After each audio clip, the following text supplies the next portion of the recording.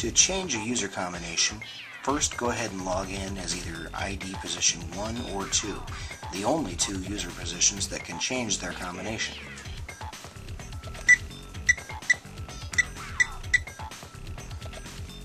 Once the select menu appears, use the arrow buttons and scroll down to change code, then hit the OK button. Set code of ID 01. Enter in the new code you'd like this person to have. Once entered, go ahead and repeat it, the same code. ID 01 code saved, and back to the select menu.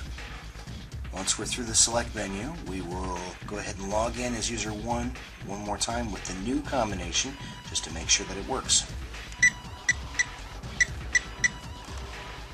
User ID 1 position verified, and the lock has unlocked.